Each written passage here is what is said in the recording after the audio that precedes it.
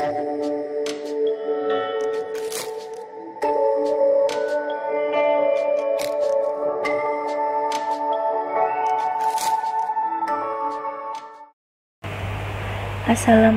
warahmatullahi wabarakatuh. Kembali lagi dalam tutor online Matematik Study Club 2020. Pada kesempatan kali ini akan dibahas statistika dasar dengan materi mengenai penaksiran parameter. Kelakuan populasi yang akan ditinjau di sini hanyalah mengenai parameter populasi dan sampel yang digunakan adalah sampel acak. Cara pengambilan kesimpulan tentang parameter yang pertama kali akan dipelajari ialah sehubungan dengan cara-cara menaksir harga parameter. Harga parameter yang sebenarnya tetapi tidak diketahui itu akan ditaksir berdasarkan statistik sampel yang diambil dari populasi yang bersangkutan. Penaksir Theta merupakan parameter populasi yang tidak diketahui nilainya. Jika theta tidak diketahui harganya, ditaksir oleh harga theta bar. Maka, theta bar itu sendiri merupakan penaksir. Jelas bahwa sangat dikehendaki theta bar sama dengan theta. Tetapi ini merupakan keadaan ideal. Kenyataannya bisa terjadi bahwa menaksir theta oleh theta bar terlalu tinggi ataupun sebaliknya, menaksir theta oleh theta bar terlalu rendah. Adapun kriteria penaksir yang baik. Yang pertama, penaksir theta bar dikatakan penaksir tak bias jika rata-rata semua harga theta bar yang mungkin akan sama dengan theta. Yang kedua, penaksir variansi minimum ialah penaksir dengan varians terkecil di antara semua penaksir untuk parameter yang sama. Yang ketiga, penaksir theta bar dikatakan penaksir konsisten jika ukuran sampel N makin besar mendekati ukuran populasi, sehingga menyebabkan theta bar mendekati theta. Kemudian akan dibahas mengenai cara-cara menaksir. Jika parameter theta harganya ditaksir oleh harga theta bar yang tertentu, maka theta bar tersebut dinamakan sebagai penaksir atau titik taksiran. Titik taksiran untuk sebuah parameter mu misalnya, harganya akan berlainan bergantung pada harga X bar yang didapat dari sampel-sampel yang diambil. Untuk memperoleh taksiran yang lebih tinggi derajat kepercayaannya, digunakan interval taksiran. Derajat kepercayaan menaksir disebut koefisien kepercayaan atau dilambangkan dengan gamma, yang merupakan pernyataan dalam bentuk peluang. Harga koefisien kepercayaan itu sendiri yang biasa digunakan adalah 0,95 atau 0,99.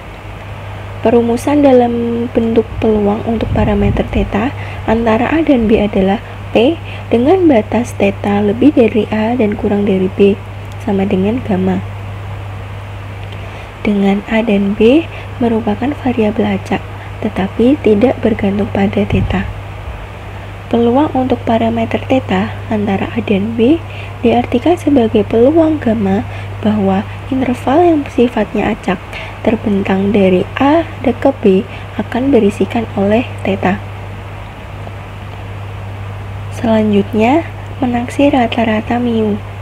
Misalkan kita mempunyai sebuah populasi berukuran N dengan rata-rata mu dan simpangan bagus sigma. Dari populasi ini, parameter rata-rata mu akan ditaksir. Untuk keperluan ini, ambil sebuah sampel acak berukuran N, lalu hitung statistik yang perlu, ialah X bar dan S. Titik taksiran untuk rata-rata mu ialah X bar. Untuk memperoleh taksiran yang lebih tinggi derajat kepercayaannya, digunakan interval taksiran yang dikehendaki, berdasarkan 3 hal sebagai berikut. Yang pertama, apabila simpangan bagus sigma diketahui dan populasinya berdistribusi normal. Persamaannya adalah P dalam kurung X bar min Z setengah gamma dikali sigma per akar N kurang dari mu kurang dari X bar plus Z setengah gamma dikali sigma per akar N sama dengan gamma. Untuk interval kepercayaannya, X bar min Z setengah gamma dikali sigma per akar N kurang dari mu kurang dari X bar plus Z setengah gamma dikali sigma per akar N, di mana gamma sama dengan koefisien kepercayaan dan Z setengah gamma sama dengan bilangan Z yang didapat dari tabel normal baku untuk peluang setengah gamma.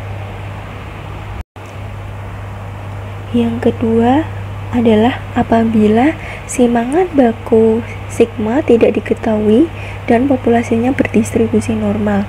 Persamaannya adalah P dalam kurung X bar min TP dikalikan S per akar N kurang dari mu kurang dari X bar plus TP dikali S per akar N sama dengan gamma, dengan interval kepercayaannya yaitu X bar min TP dikalikan S per akar N kurang dari mu kurang dari X bar plus TP dikalikan S per akar N, di mana gamma adalah koefisien kepercayaan dan TP sama dengan nilai T yang didapat dari daftar distribusi student dengan P sama dengan setengah dikalikan 1 plus gamma dan DK sama dengan N-1.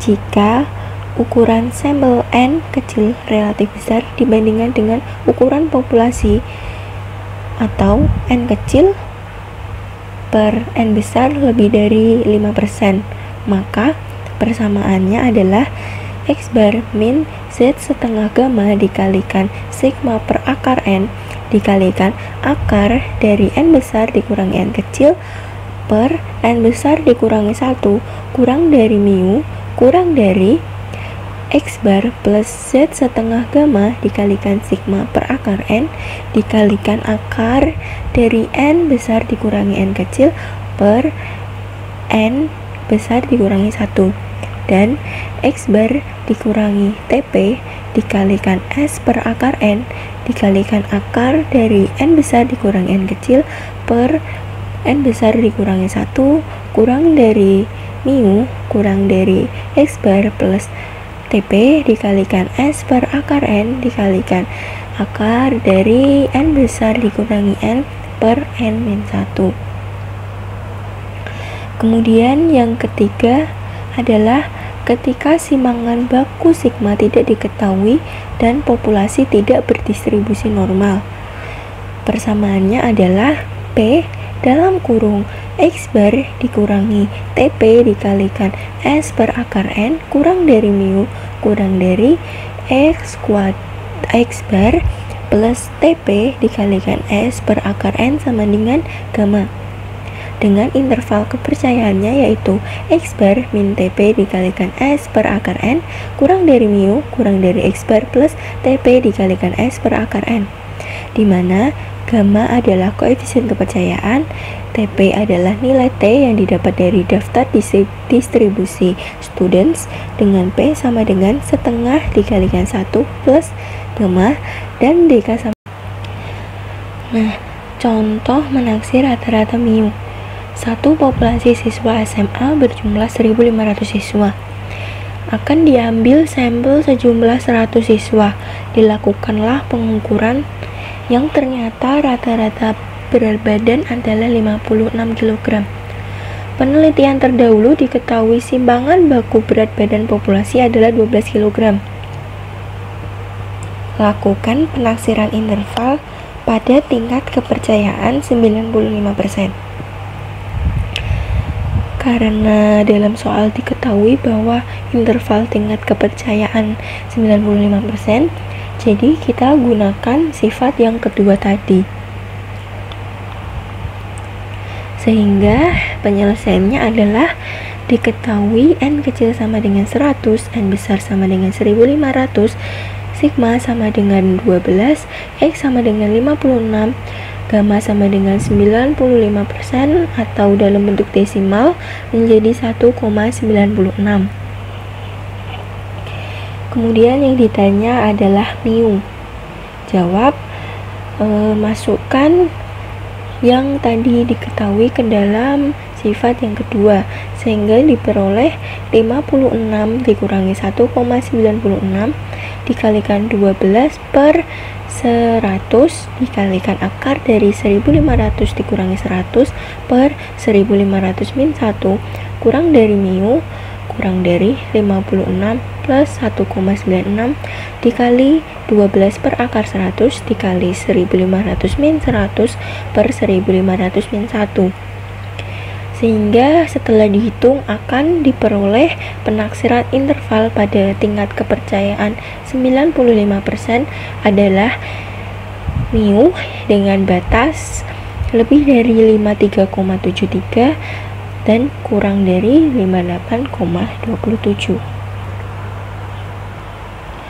Kemudian menaksir proporsi pi. Terdapat X peristiwa A, sehingga proporsi sampel untuk peristiwa X sama dengan X, N, dan titik taksiran pi adalah X, N jika 100 gamma persen interval kepercayaan untuk penaksiran pi dikehendaki.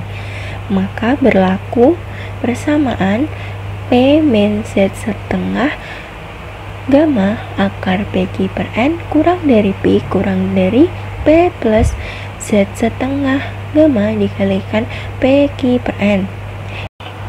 Selanjutnya contoh menaksir proporsi pi.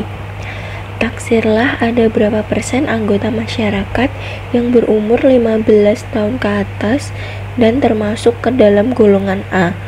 Untuk ini, sebuah sampel acak berukuran N sama dengan 1200 diambil, yang menghasilkan 504 tergolong kategori A, di mana diketahui bahwa tingkat kepercayaannya adalah 95%.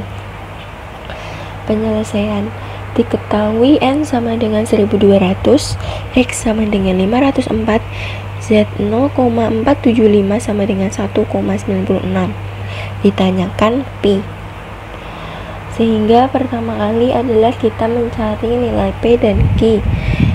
Persentase nilai P adalah 504 per 1200 dikalikan 100%. Didapat bahwa 0,42. Dan Q adalah 1 min 0,42 sama dengan 0,58. Maka masukkan ke dalam rumus yang tadi, sehingga diperoleh 0,42 dikurangi 0,03 kurang dari pi kurang dari 0,42 ditambah 0,003. Jadi penaksiran interval pada tingkat kepercayaan 95% adalah pi dengan pi lebih dari 0,39 dan pi kurang dari 0,45. Selanjutnya menaksir simpangan baku sigma. Untuk menaksir varian sigma kuadrat dari sebuah populasi, sampel varians S kuadrat berdasarkan sampel acak berukuran N dapat dihitung dengan rumus S kuadrat sama dengan sigma XI min X bar kuadrat dibagi N min 1.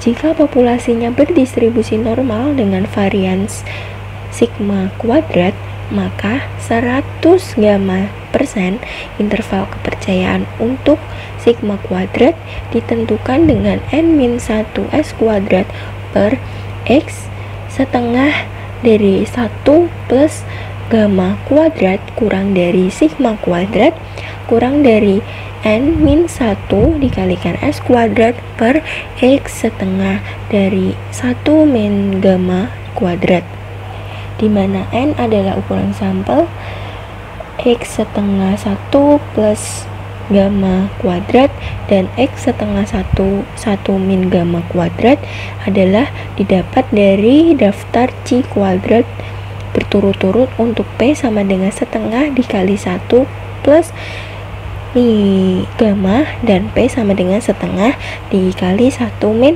gamma dengan DK N-1. Contoh menaksir simpangan baku sigma. Sebuah sampel acak berukuran 30 telah diambil dari populasi yang terdistribusi normal dengan simpangan baku sigma. Dihasilkan harga statistik S kuadrat sama dengan 7,8 dengan koefisien kepercayaan 0,95 dan DK sama dengan 29.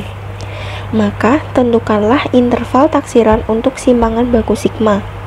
Penyelesaiannya adalah diketahui N sama dengan 30, S kuadrat sama dengan 7,8 dan DK sama dengan 29. Koefisien kepercayaannya 0,95. Kemudian yang ditanyakan, tentukan interval taksiran untuk simpangan baku sigma. Jawab, dari daftar C kuadrat diperoleh X kuadrat 0,975 adalah 45,7 dan X kuadrat 0,025 sama dengan 16,0. Maka setelah dimasukkan ke dalam rumus menaksir simpangan baku sigma, diperoleh interval taksiran untuk simpangan baku sigma adalah sigma lebih dari 2,23 kurang dari 3,75.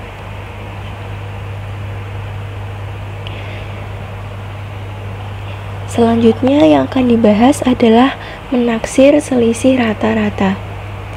Jika populasi mempunyai sigma 1 sama dengan sigma 2 sama dengan sigma, maka besarnya diketahui. Jika populasi normal mempunyai sigma 1 sama dengan sigma 2 sama dengan sigma dan besarnya diketahui, maka 100 gamma persen interval kepercayaannya untuk mu1 min mu2 dengan rumus x1 bar min x2 bar dikurangi z setengah dikalikan sigma akar dari 1/n1 ditambah 1/n2 kurang dari mu1 min mu2 kurang dari x min 1 bar min x2 bar plus z setengah dikalikan sigma akar 1/n1 plus 1/n2. Jika populasi normal mempunyai sigma 1 sama dengan sigma 2 sama dengan sigma dan besarnya tidak diketahui, pertama mencari varians gabungannya terlebih dahulu dengan persamaan S kuadrat sama dengan N1 min 1 dikalikan S1 kuadrat ditambah N2 min 1 dikalikan S2 kuadrat dibagi N1 plus N2 min 2. Maka 100 gamma persen interval kepercayaan untuk mu1 min mu2 dengan rumus x min x1 bar dikurangi x2 bar min tp dikali s akar dari 1/n1 ditambah 1/n2 kurang dari mu1 min mu2 kurang dari x1 bar dikurangi x2 bar ditambah tp dikalikan s akar 1/n1 ditambah 1/n2. Jika populasi normal mempunyai sigma 1 tidak sama dengan sigma 2, misal sigma S1 sama dengan sigma 1 dan S2 sama dengan sigma 2, diperoleh interval kepercayaan adalah sebagai berikut. X1 bar dikurangi X2 bar dikurangi Z setengah dikalikan sigma akar S1 kuadrat per N1 ditambah S2 kuadrat per N2 kurang dari mu1 min mu2 kurang dari X1 bar dikurangi X2 bar ditambah Z setengah dikalikan sigma akar S1 kuadrat per N1 ditambah S2 kuadrat per N2. Contohnya adalah ada dua cara pengukuran untuk mengukur kelembapan suatu zat. Cara pertama dilakukan 50 kali yang menghasilkan X1 bar sama dengan 60,2 dan S1 kuadrat sama dengan 24,7. Sedangkan cara kedua dilakukan 60 kali dengan X2 bar sama dengan 70,4 dan S2 kuadrat sama dengan 37,2. Hal tersebut dilakukan supaya ditentukan interval kepercayaan 95% mengenai perbedaan rata-rata pengukuran dari kedua cara itu. Penyelesaian, jika dimisalkan hasil kedua cara pengukuran berdistribusi normal, maka dari rumus yang ada dalam materi tadi didapat varians gabungan S kuadrat sama dengan 31,57. Selanjutnya dihitung S dikalikan 1 per N1 plus 1 per N2 sama dengan 31,53 per 50 ditambah 31,53 per 60 sama dengan 1,08. Dengan P sama dengan 0,975 dan DK 108, dari daftar distribusi T tadi didapat T bahwa T sama dengan 1,984. Nah, dari rumus ini diperoleh bahwa mu1 min mu2 lebih dari 8,6 dan kurang dari 12,34.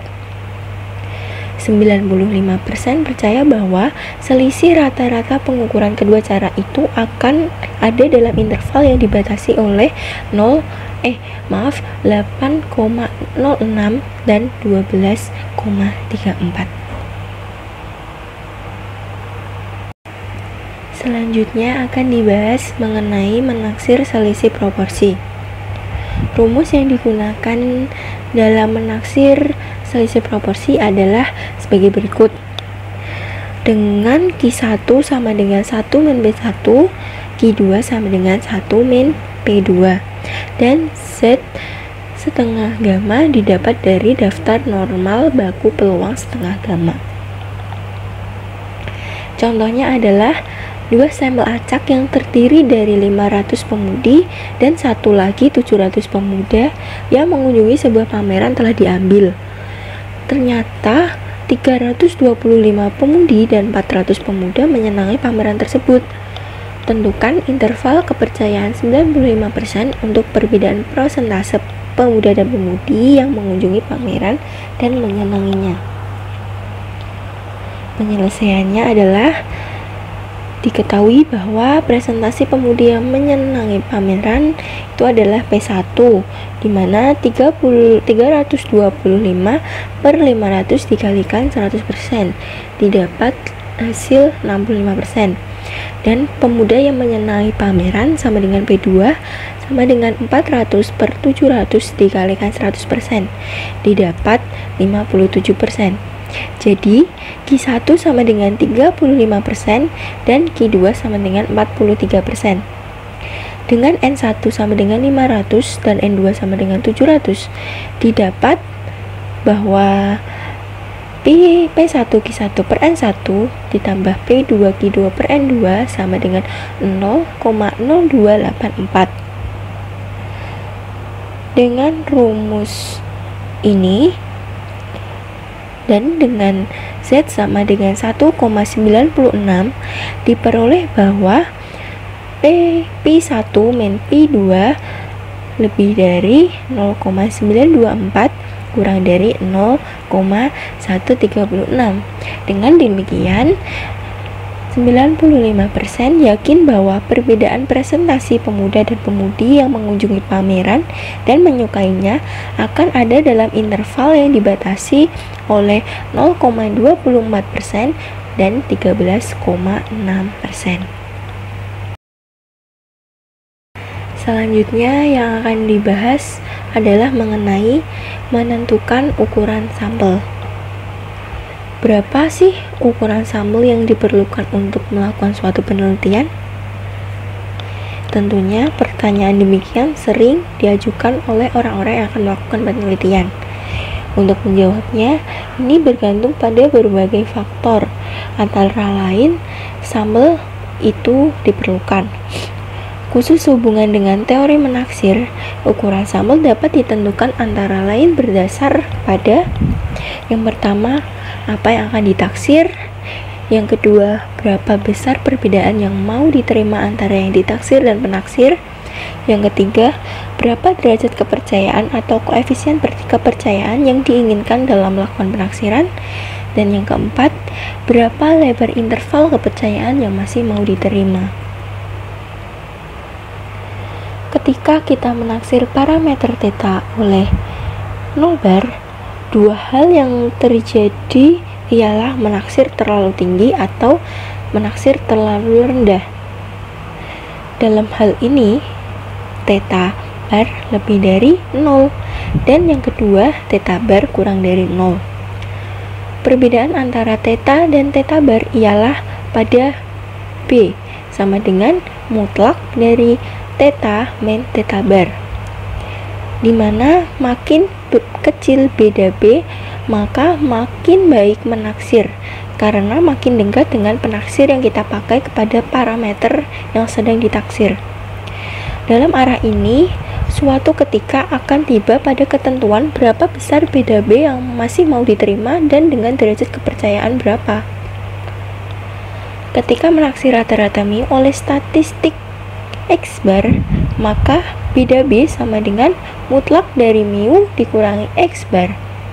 Untuk koefisien kepercayaan gamma dan populasi berdistribusi normal dengan simpangan baku sigma diketahui, maka ukuran sampel N dapat ditentukan oleh persamaan ini, N lebih dari sigma Z setengah gamma per B kuadrat. Contohnya adalah untuk menaksir rata-rata waktu yang dibutuhkan oleh setiap mahasiswa untuk menyelesaikan sebuah soal tertentu, diperlukan sebuah sampel. Ketika menaksir rata-rata tersebut dikehendaki derajat kepercayaannya adalah 99% dengan beda yang lebih kecil dari 0,05 menit. Jika diketahui bahwa simpangan baku yang diperlukan adalah 0,5 menit, berapa mahasiswa yang perlu diambil untuk melakukan sampel tersebut? Penyelesaiannya dengan sigma sama dengan 0,5 menit, dengan beda sama dengan 0,5 menit, dan Z sama dengan 2,58, maka dari rumus persamaan yang ke-19 diperoleh bahwa N lebih dari 2,58 dikalikan 0,5 dibagi 0,05 kuadrat, yang hasilnya adalah 665,64. Nah, oleh karena ukuran sampel harus merupakan bilangan distrik, maka paling sedikit N adalah 666. Jadi, dapat disimpulkan bahwa paling sedikit sampel itu harus terdiri dari 666 mahasiswa. Nah, jika yang ditaksir itu proporsi P oleh statistik P sama dengan X per N, maka beda yang terjadi besarnya B sama dengan mutlak dari P min P. Dengan memisalkan bahwa pendekatan distribusi normal kepada binom berlaku dan koefisien kepercayaan sama dengan gamma, maka ukuran sampel dapat ditentukan dari rumus N lebih dari P dikalikan 1 min P dikali Z setengah gamma per B dikuadratkan. Namun hal tersebut tidak dapat digunakan jika varians P1 min P tidak diketahui. Maka dalam hal lain rumus di atas tidak dapat digunakan, sehingga varians P1 min P diganti oleh harga maksimumnya, yaitu 0,25. Contoh yang pertama, misalkan Departemen P dan K perlu mengetahui ada berapa persen kira-kira anak-anak SD yang bercita-cita ingin menjadi guru. Ketika melakukan perkiraan ini, koefisien kepercayaan yang diambil adalah 95% dengan kekeliruan menaksir tidak lebih dari 2%. Kemudian akan dicari berapa anak SD yang perlu diteliti. Dalam hal tersebut, varians P1 min P harus diambil 0,25 karena tidak ada hal yang menyebutkan harga tentang Pi. Dengan Pi sama dengan 0,2 dan Z sama dengan 1,96, maka diperoleh N lebih dari 0,25 dikali 1,96 per 0,02 kuadrat, sehingga diperoleh 2 kali 2401. Sehingga sampel itu paling sedikit harus terdiri dari 2402 anak-anak SD. Contoh yang kedua, jika untuk contoh di atas, dari pengalaman diketahui ada 12% anak bercita-cita ingin menjadi guru. Tentukan berapa ukuran sampel sekarang. Penyelesaiannya adalah ke dalam rumus di atas kita substitusikan Pi sama dengan 0,12 dan 1 min Pi didapat 0,88. Beda sama dengan 0,02 dan Z sama dengan 1,96, sehingga diperoleh hasil 1014,15. Sehingga paling sedikit sampel itu harus terdiri dari 1015 anak SD. Jadi, dari kedua contoh soal tadi, kita dapat menyimpulkan bahwa dengan diketahuinya harga Pi, ukuran sampel telah sangat berkurang dari 2402 menjadi 1015. Ini menyatakan bahwa informasi terdahulu sangat berfaedah, ikut membantu meringankan analisis dan juga meringankan biaya. Oke, sekian video tutor online pada pertemuan kali ini. Mohon maaf apabila banyak kekurangan dalam penyampaian materi. Dan terima kasih telah menonton. Jangan lupa like, comment, subscribe, and share. Terima kasih.